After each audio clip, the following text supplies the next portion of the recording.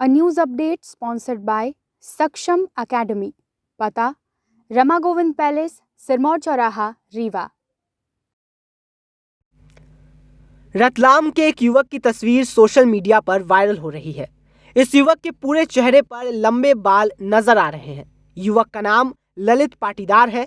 साल 2005 में मध्य प्रदेश के रतलाम जिले में मांदलेट गांव में जन्मे ललित को बचपन में गांव वाले हनुमान कहकर उसकी पूजा करते थे।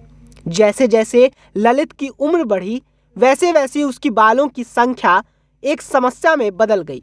आज ललित के चेहरे पर भेड़िए जैसे बाल हैं। यहाँ समझने वाली बात यह है कि न तो ललित से डरने की जरूरत है और न ही उन्हें हनुमान मानकर उनकी पूजा करने की। ललित से डरने की कोई जरूरत नहीं। चेहरे पर लंबे लंबे बालों के अलावा वह पूरी तरह से एक आम व्यक्ति की तरह ही है। दरअसल ललित के चेहरे पर यह लंबे लंबे बाल एक बीमारी के कारण है। इस बीमारी को वेयरवुल्फ सिंड्रोम कहा जाता है।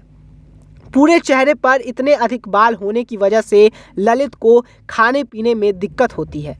उसकी उम्र के युवक उसके साथ खेलने से डरते हैं और कुछ तो बंदर कहकर उसका मजाक भी उड़ाते हैं। वेयरवुल्फ सिंड्रोम एक दुर्लभ बीमारी है और दुर्भाग्य से अभी तक इसका कोई इलाज नहीं ढूंढा गया।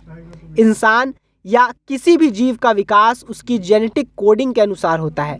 यह जेनेटिक कोडिंग तय करती है कि व्यक्ति का रंग रूप कैसा होगा, शरीर के किन हिस्सों में बाल होंगे और कितनी मात्रा में होंगे, उसकी आंखें कैसी होंगी, उसके हाथ पैर और उनकी उंगलियां कैसी होंगी और कितनी बड़ी होंगी।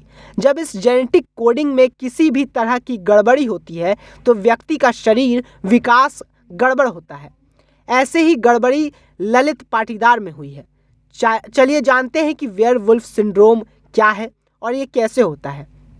वेयरवुल्फ सिंड्रोम को डॉक्टरी भाषा में हाइपरट्रिचोसिस के नाम से जाना जाता है। इस समस्या से ग्रसित व्यक्ति के शरीर में कहीं भी बालों की ग्रोथ बहुत अधिक हो सकती है। यह एक बहुत ही दुर्लभ बीमारी है और महिलाओं और पुरुषों दोनों में हो सकती है। बालों की इस तरह से असामान्य ग्रोथ चेहरे और पूरे शरीर पर भी हो सकती है और शरीर के कुछ हिस्सों में छोटे छोटे पैच के तौर पर भी हो सकती है।